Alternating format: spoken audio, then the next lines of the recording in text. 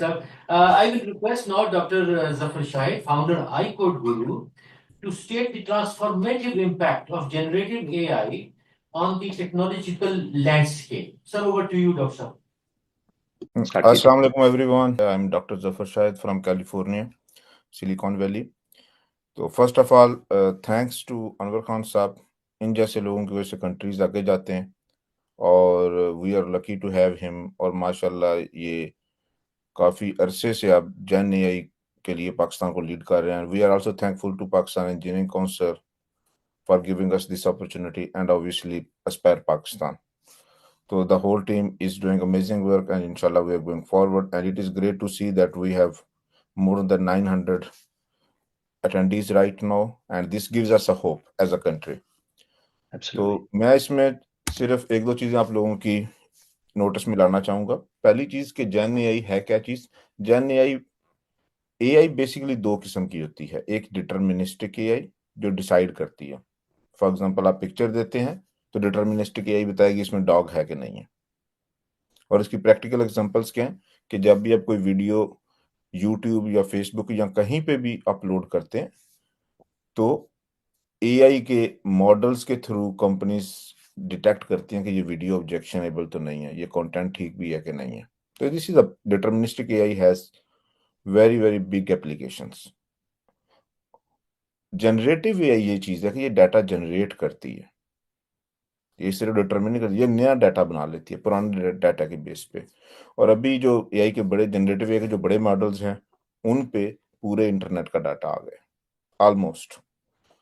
जिस तरह जो चैट जीपीटी का है या जो फेसबुक का है या जो गूगल का जेमिनी है, तो इसलिए इनकी जो जनरेटिव कैपेबिलिटीज हैं वो काफी अच्छी हो गई हैं, और इतनी अच्छी हो गई हैं कि they have actually become helpful. इसमें मैं एग्जांपल दूंगा कि यहाँ पे मेरे साथ एक स्टार्टअप के सीईओ हैं, तो उन्होंने काफी अरसे से एक इंडिया में एक प्रोफेशनल को अपना पर्सनल असिस्टेंट रखा हुआ था, just to do his own job, just to do his own work. तो अभी जब मैंने उनके साथ डिनर किया काफी अर्से बाद, तो उन्होंने बताया कि अब उन्होंने उसको खत्म करके तो चैट जीपीटी की प्रीमियम मेंबरशिप ले ली है। तो मैंने कहा कि आप कैसे कंपैरिजन करते हैं, तो उसने कहा भाई पहले मैं उसे आधे घंटे में एक्सप्लेन करता था और वो सारे दिन में काम करता था, तो अब मैं 10 मिनट में वही काम चैट जीपीटी से करवा लेता हूँ। तो मुझे लग रहा था कि अब मुझे उसकी जरूरत नहीं है। तो that is so huge and so impactful it can be. और हम में से हर एक को जेन एआई फर्स्ट प्रोफेशनल होना है कि हम जो भी काम करें हमें पता हो कि हम इस काम में जेन एआई को कैसे यूज करेंगे। तो जेन एआई अभी नया नहीं है, ये काफी अरसे से है।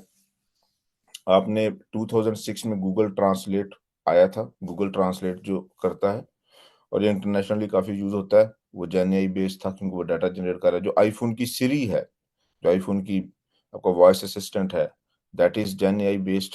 Alexa is gen AI based. जो सब टाइटल्स आजकल अगर आप फेसबुक पे वीडियो अपलोड कर रहे हो तो सब टाइटल्स ऑटो जनरेट होते हैं, that is gen AI based. तो अभी हम इसे क्यों देख रहे हैं? अभी तक जो जेन एआई थी उसकी एप्लीकेशन सिर्फ बिग फर्म्स बना रहे थे। अब हम इसके बारे में इसलिए सुन रहे हैं कि अब ये हर एक के हाथ में आ गया।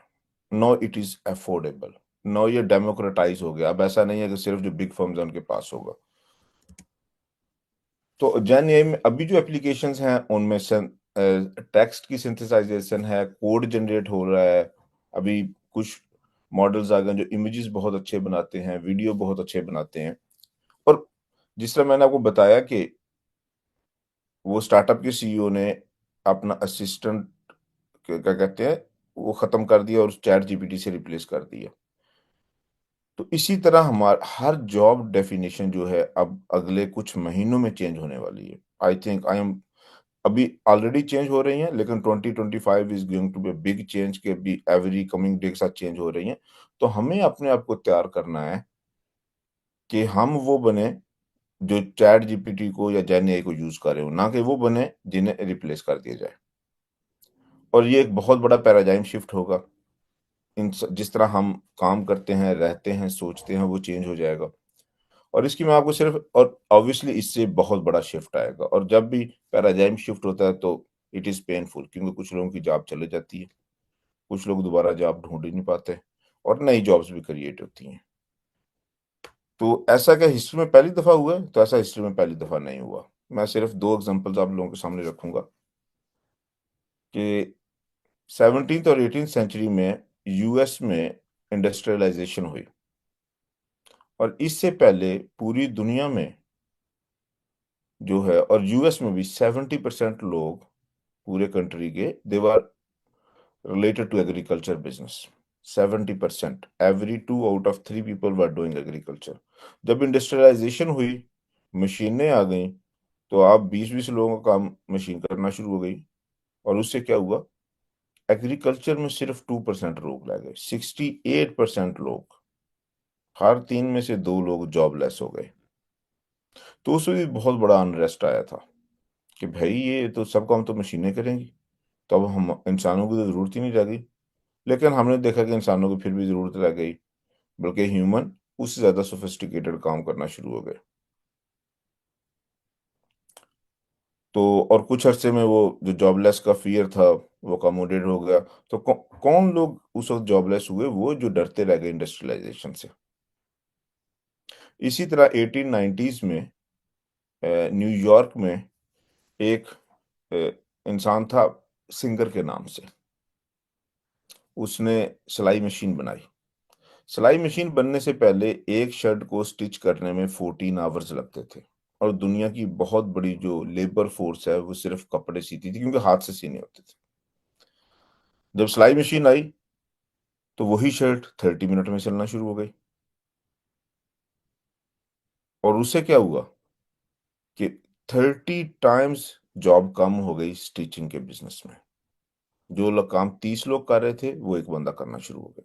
उससे बहुत बड़ा अनरेस्ट आया पूरी दुनिया में। और जो और उसी के नाम पे सिंगर सिलाई मशीन, अगर आपने पाकिस्तान में सिंगिंग मशीन देखी है, वो सिंगर वो उसी के नाम पे है। और पूरी दुनिया में एक बहुत बड़ी वेव गई अनएम्प्लॉयमेंट की उस वक्त। लेकिन हमने देखा उसके बाद भी जॉब्स मिल गई। तो इसी तरह let us welcome this paradigm shift जो जानिए लेके आ रही है। Let us welcome this practically by transforming ourselves to be adaptable and to be employable in this era. And thank you very much. And hopefully, all of you will be with us in this course and will take benefit out of it. Thank you.